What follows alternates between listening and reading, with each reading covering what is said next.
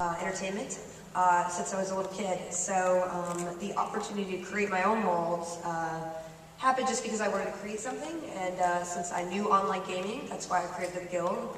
And since I loved Dragon Age when they approached me, I wanted to be in their world because it's such a fully fleshed out fantasy world. So, I mean, I guess those are the reasons. I feel like also since sci-fi and fantasy have so many fans online, it's kind of a special place to be able to release content and release it to people who enjoy your stuff. Okay, great. Chris, let's go to you. Talk a little bit about inspiration for the Mercury Men. Yeah, so I was introduced to the old serials and whatnot actually through things like Star Wars and Raiders of the Lost Ark, which were themselves inspired by the old serials and were kind of not a remake, but introducing that to a new audience. And so that's how I found things like Flash Gordon and Buck Rogers. And so I've loved that, the look of them, the design of them, the feel of them, the over-the-top fun characters of them for years and years and years. And I just hadn't seen anything out there currently that was doing that in a way I liked. And I love ray guns, and so it really all came about with just, I want to make something with ray guns. And so that's how my pitch to every actor and crew member started. I want to shoot something with ray guns. Would you like to come shoot something with ray guns with me too? And luckily they all said yes. So. And I believe that you also feature a brain in a jar. Yes, brain in a jar. Very importantly, please make it up. Exactly. Because everyone that does a throwback to that stuff, a lot of times they do it in a tongue-in-cheek, cheesy, more comedy than anything. And I want to try it a little bit more respectfully. Great. Ryan, let's talk about steampunk and Reese.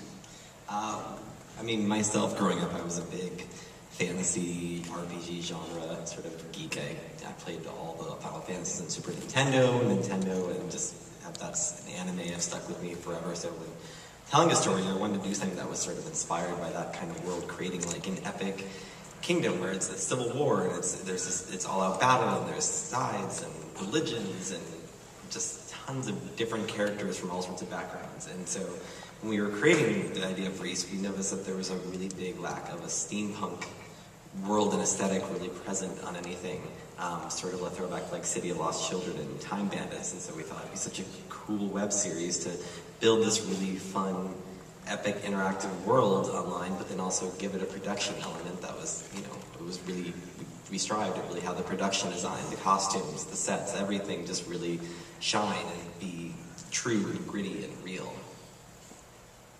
So let's talk a little bit about characters. The great thing about all these shows, and I've seen the Mercury Men, so I can speak about that as well, is that they do create characters that last, they stay with you. They create, I think, audience passion. Certainly the Guild has seen that. Every time there's a new episode of the Guild, so many retweets about a new episode go up, and you just sort of light Twitter aflame.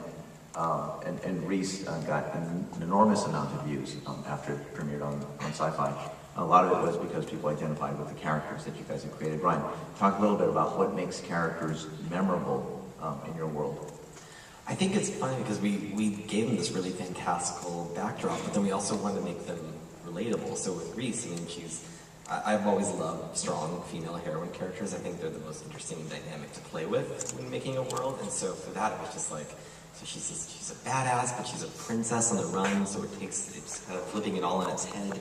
But then we also gave them all really intricate backstories and mysteries that they had to solve. So when viewers are watching it, you're not only watching this character go through their own personal journey, but you're unraveling the mystery with them. And so I think for something online, because you have shorter bits of content, it's great to build in that there's so many questions and so many answers being found out all the time, and it makes you identify with that sort of sense of like, okay, I'm experiencing this journey with them. I'm not just watching it unfold.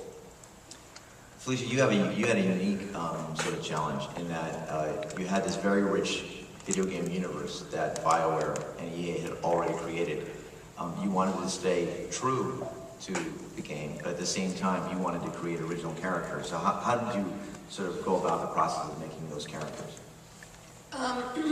Well, I knew the Dragon Age world very well, and I did a lot of research, and they said, well, you should create a character for yourself. And I said, can I be an elf? And then once that was, okay, where'd it go? And then I knew, and I wanted to take, you know, the tonality is very serious, although there's a little bit of levity, you know, in the dialogue, but the tone is serious like Dragon Age. Dragon Age has very high stakes. It's very much in the gray area and the moral compass, and that's what I really like, to put a like modern twist on a Lord of the Rings sort of world. So when I sat down, I wanted to create that kind of character, and knowing myself and what I, you know, how I act and what I look like, and just creating kind of a dream role, but also something that's believable, and wanting to learn how to play with daggers, I just decided to become a rogue.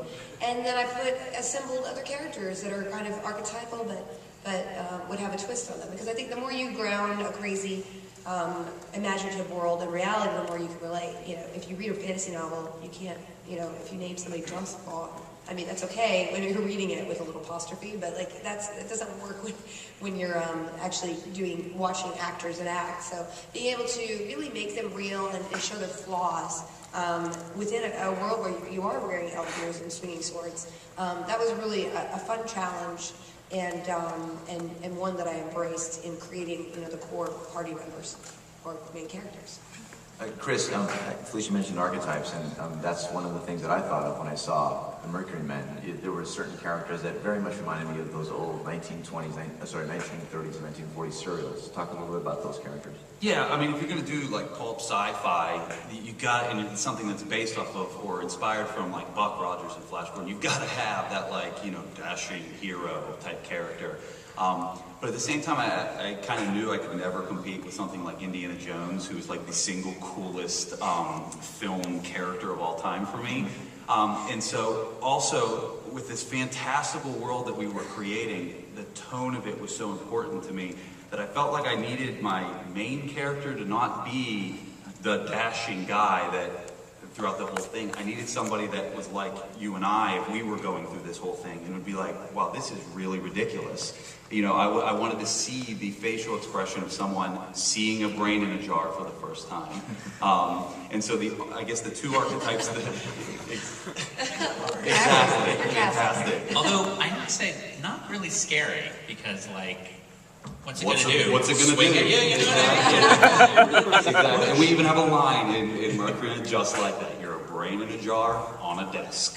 What are you gonna do? You know? But it was, so I guess the two archetypes that we had kind of used was one, the Buck Rogers type, and the other character was more of a Twilight Zone type character, which is an everyday man kind of thrust into ridiculously overwhelming circumstances, and how he deals with this, and how his entirely mundane world gets taken over by this fantastical world. So Craig, you have worked with every one of these creators here. You're working with them either in past projects, or you will be working with them in projects coming up like the Mercury Men. What made you do it? Well, what do you look for in terms of programming for Sci-Fi Digital? First of all, best job ever, right? I mean, this panel, so.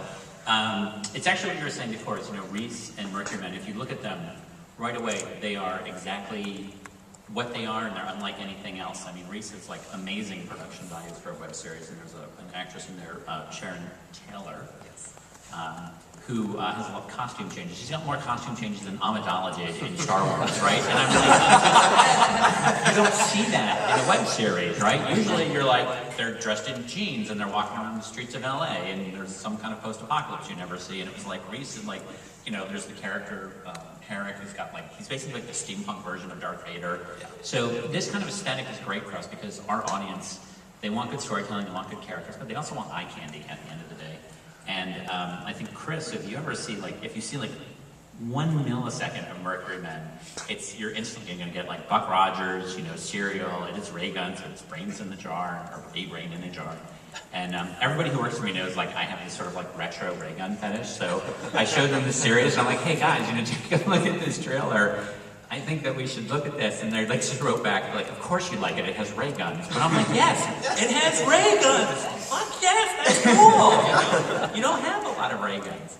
And Felicia, we haven't worked with directly on the Guild, but we were talking about, this is the perfect casting. I mean, we were talking about casting Felicia in one of the movies, and we're like, well, we have this movie, and the title of it's Red.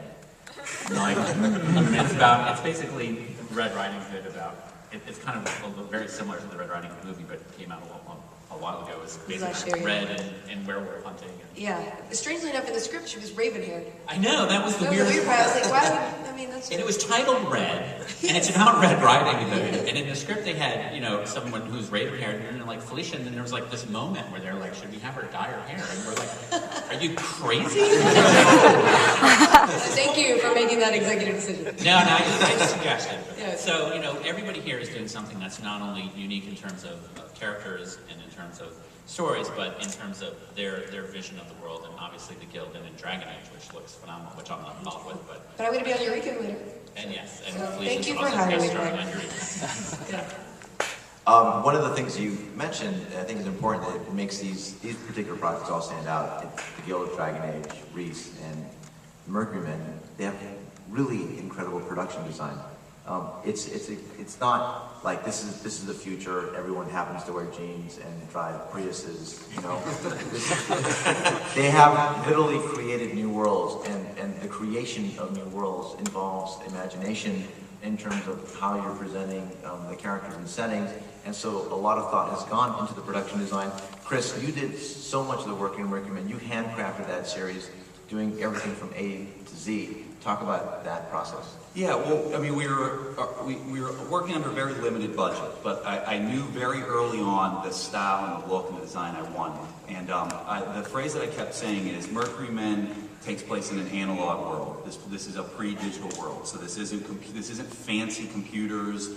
This isn't going to be like, you know, these great Star Wars holograms and all these kind of things. It's going to be this old tech. And so what I started doing first is just gathering all these photos. So you know, just Google it or go through, you know, Library of Congress Flickr group has these fantastic photos of just old stuff from the 50s. NASA had all these great things because our series has so much to do with space and space exploration. So NASA, you would not believe how many photos they have with the Apollo program, the Mercury program, all that. So it was just doing a lot of research. And then nearly everything, you know, be it props and costumes and stuff, we picked up a lot of that stuff from eBay and from flea markets. Every weekend go to flea markets to try and pinpoint those things that match those designs. But I can't express how important that research was, because I could take a picture of, say, the old Gemini spacesuits, which are the ones that look like they were a baked potato. You know, it was like the silver thing. So I could take a photo like that and give it to my costumer and say, I need something in this vein. Instead of just saying spacesuit, you know, because they might be thinking a spacesuit that's a bit more too advanced, or they might be thinking a spacesuit that's, you know, the big white bulky thing from Apollo. So it was doing that research, You're like, silver potato, that's us. Go get it. silver baked potato. What did your costume designer get a silver potato space? Like, how did they? It's all handmade.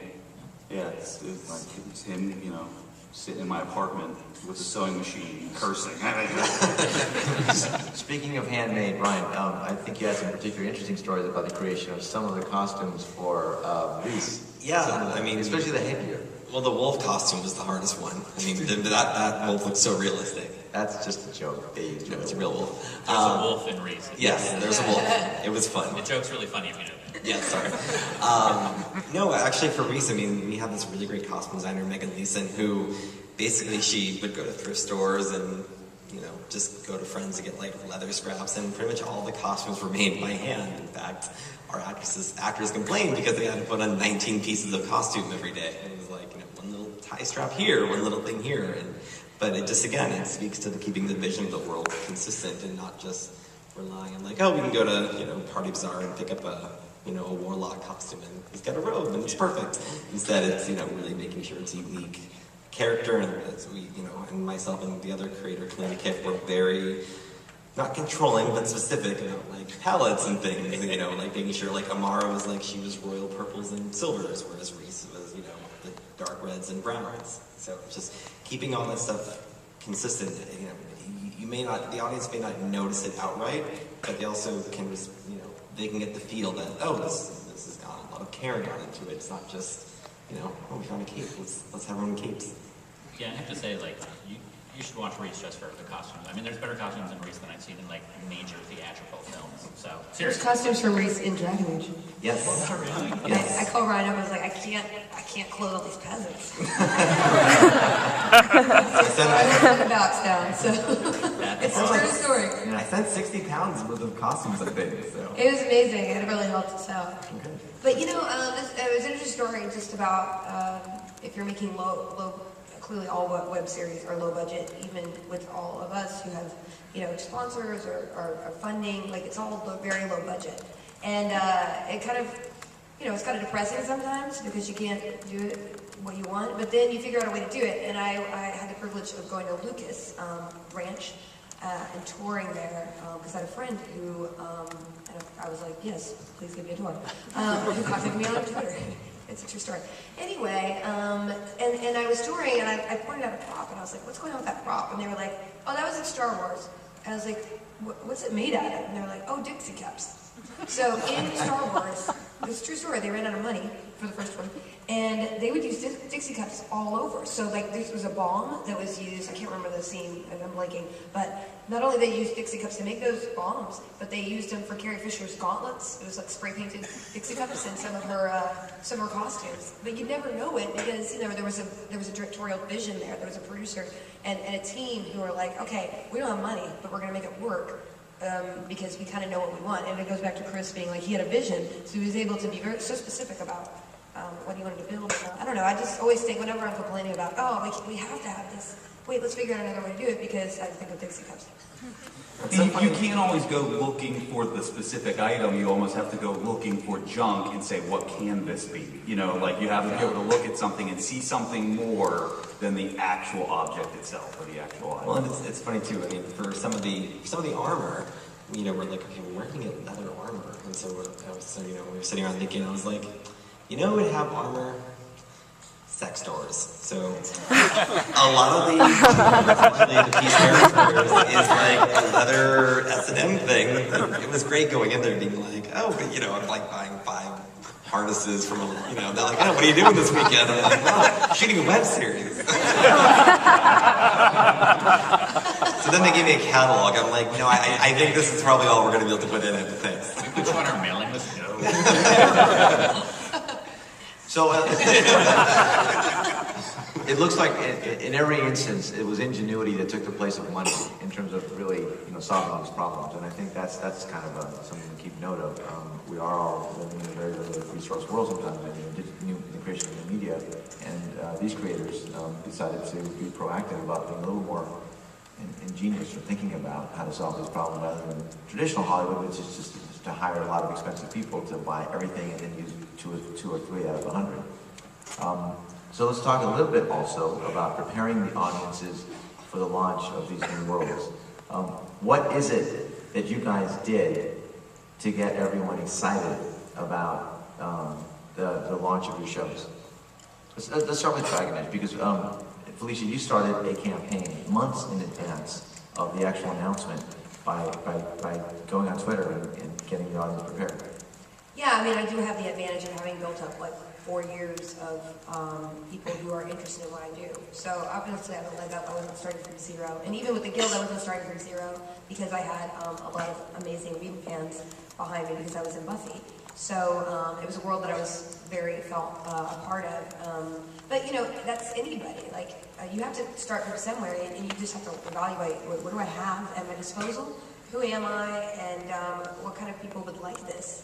And you just have to be logical about it and think from your audience's point of view.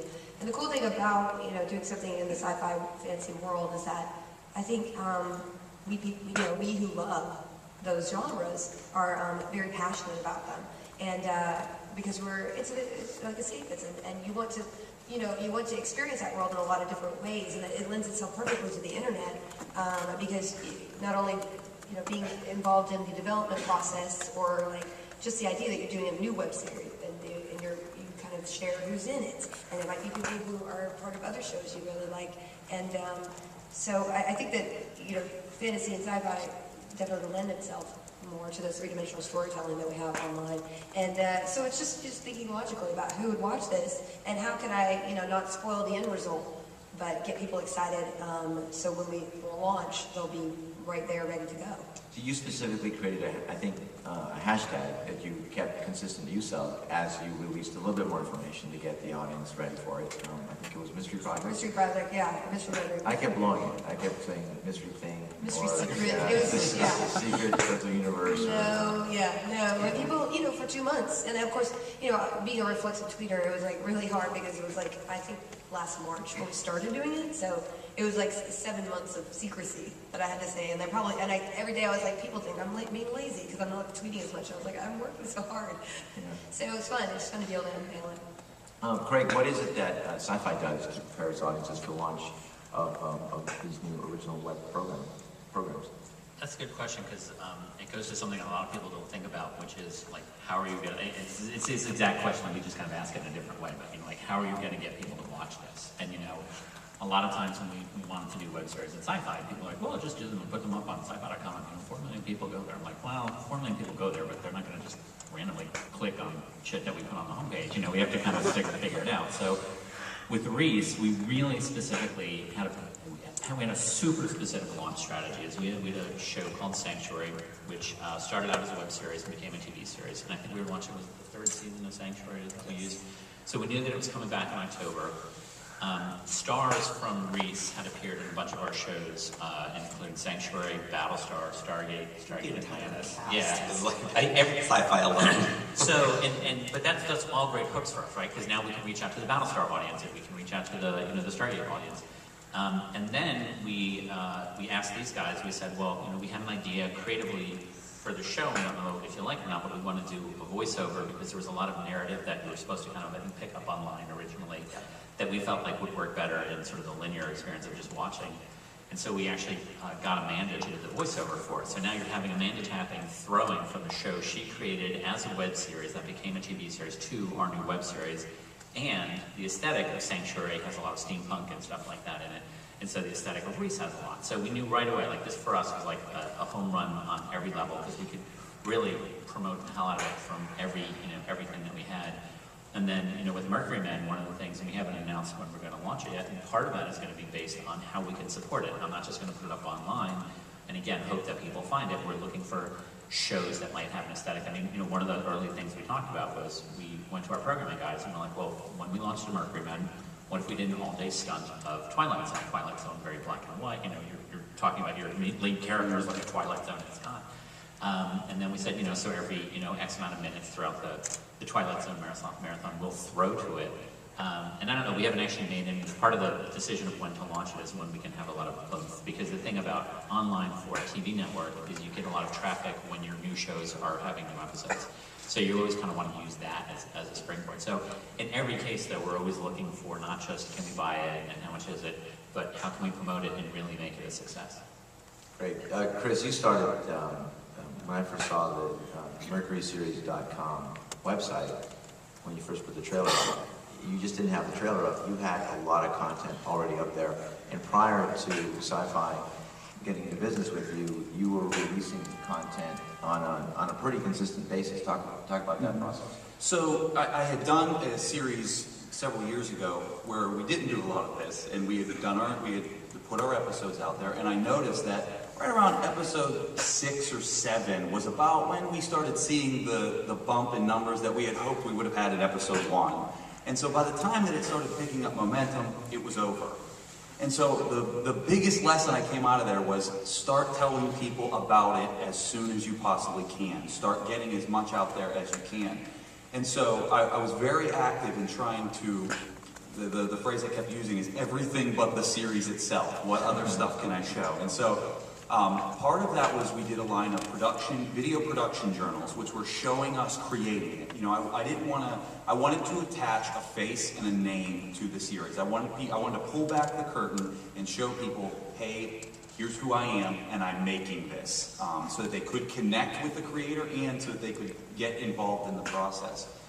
We also did some promotional stuff where, I created this poster that was kind of a throwback to the old Saul Bass designed posters, the old 60s James Bond type posters.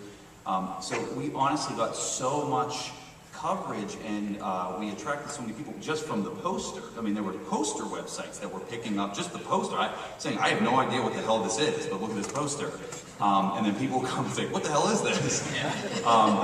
And so there was a lot of that, and so we just kept, going on with that. And so we do this, so the series itself is the core. The actual episodes are the core of our world. And in our whole series, the whole thing will live and die by that core. If that core is not good, if those actual episodes and characters do not connect, then the rest of the stuff is not going to connect. But the rest of the stuff is what I could give them to draw awareness, to bring people.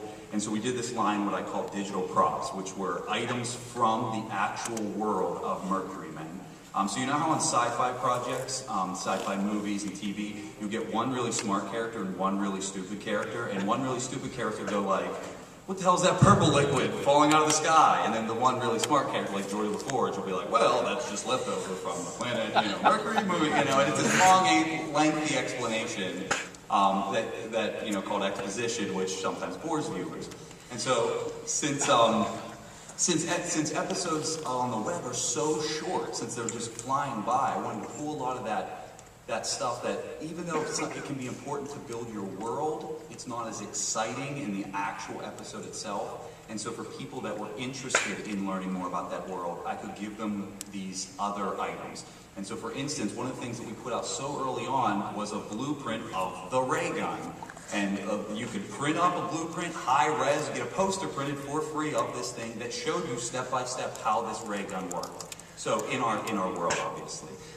So instead of having a character sit down for a minute and a half and explain this ray gun, they got it in a blueprint. And it also was served secondary as a promotional item, so that someone just might see a blueprint of a ray gun and go, that's cool, I want to see what this is from. So these items were coming out for 2 years before the series, so I got to the point of like, is this thing ever coming out? So we've done a line of collector's glasses and just all sorts of stuff that we had been doing for 2 years, because at the time when we started the project, I think I had 30 Twitter followers, so I couldn't send out a link like Mercury Men, and suddenly, with the power of all 30 of you, take it over. You were really smart, because the handle on Twitter for you was the Mercury Men, and that's how you and I met. And I saw like someone had retweeted something like the Mercury Men, and I'm like, Mercury Men, that sounds sci-fi. Let me go check that out. And I ended up seeing your props and stuff, and I was like, send me the trailer. The rest is almost history. Absolutely. Let me ask the audience, how many content creators do we have in the audience? Wow, I'd say like 75% of the audience. That's fantastic. That's great. So I'm hoping this is all helpful. Okay, so now we've got the programs launching. We've got episodes now online. Audience engagement. What do you guys do to sustain that interest? Getting past that first episode hurdle. After you see the first episode, a lot of web series, there's a huge drop-off. How do you guys sustain that interest? Either within the program itself or efforts outside the program? Go ahead, Ryan. Well, for us, I think it's kind of funny. I probably know every single blogger who's ever posted about Stargate or Sanctuary or Battlestar. I've emailed them, I've talked to them on the phone. We have a personal relationship at this point. And that was a big way. It was just constantly keeping a dialogue going at all times with every single person I could find online. Kind of like Felicia was saying in her keynote, about just making a personal connection to all these people talking about it. Being present is like, hey, this is what we're doing. This is like, I'm a person doing this. It's not just a network show that there's a million people behind it. It was like, initially it was literally just 4 of us in a room doing every single thing, and that's how we built our audience at the same time. It was like, we just did as much as we could to get out there.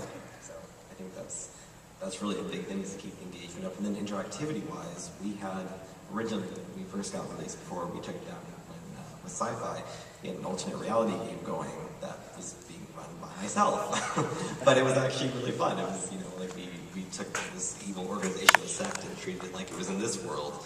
And we had like people going to like locations and churches around the country to go try and like find clues that weren't actually there. But then, it was there were some very intense players, and we had to be like, okay, it's not actually in the world. But yeah, and then just we also. But you will find a lovely catalog. Product placement, that's where we did it. We also did an iPhone game that we we built ourselves. It was us and this company called Genius Factory, which is a really small independent game company in Vancouver. We're like, let's make a really, really cool RPG for the iPhone. So it's mobile, it's portable, you know, you can hopefully link the episodes or the website from it. And yeah, it was pretty elaborate, it turned out. And then Felicia actually did the narration. I did the narration. It's really fun. I finally played it on the plane. It was really, really fun. I'm glad. And if you look at it's, again, keeping the production design, it's all photos are all the cards. So there's many that are me. So if you go play the game, you'll see me as a, like, You want to like, pin up a the Ryan? watchtower. Yeah. I was a ranger. I was like this monk, like this, like a kalima. But yeah. So anyway, that's sort of the long, just finding different opportunities besides the web content itself to just keep interacting with the fans and also people who were talking about sci-fi stuff. Felicia, engagement. Talk a little bit about the guild, and then talk about maybe what any thinking about Dragon Age and sustaining that audience interest. I mean, the guild, we started out in our Kim and I were making the show in our garages, in our bedrooms, and we had, yes, we had a little bit of a leg up as far as having some people who were interested in what I did as an actor, but really, it wasn't a huge leg up any more than a lot of web series with actors who work, but aren't necessarily names. So it was a question, and I think Ryan's point is very important, that it was and also Chris's, it's personalization and long-term thinking, because especially if you're not working with a huge millions of dollar marketing budget, stuff online spreads slowly. And if you have any other content that you can, any engagement and personality that you can apply to your show, it makes it more emotionally invested for people to see what the outcome's going to be. And also, it allows time for people to spread the link to something, to their friends or to a forum that they go to. And you would hope that if you think about it smartly and think about, hey, this person is a blogger in this area. Let me get to know them and just say, hey, if you would like to see my show, this is where it is, and this is who I am, and this is how I do it. I literally did that with every single game blog there is, and then it just took 4 or 5 people on their personal blogs to jump from a small game blogger's blog to Kotaku. And then like somebody like Veronica Belmont, who randomly just found the show and put it on her, and she's a big tech influencer and a girl gamer herself. And these weren't things I forced, these were just things like thinking, hey, these people might like my show. And they might have a conduit to other people who might like my show. And it takes thousands of those to cobble together, because not even if you're Ashton Kutcher, who has like, I don't know how many Twitter followers, just one tweet from him is not going to create, or me, I have 2 million, but one tweet from me is not going to get 1 million or 2 million views on something. That's not how Twitter works, that's not how social networks work. People see it when they see it. So you have to be repetitive, but also respectful of your audience, and think a little bit more broad-mindedly, and think about the audience and their point of view a little bit more, and respect their time, and just hope that if they like it, they'll pass it on. So yeah, the slow burn, I think, definitely helps. We're going to be taking questions from the audiences, pretty soon, and there are going to be mics on both sides of the room, I believe. So.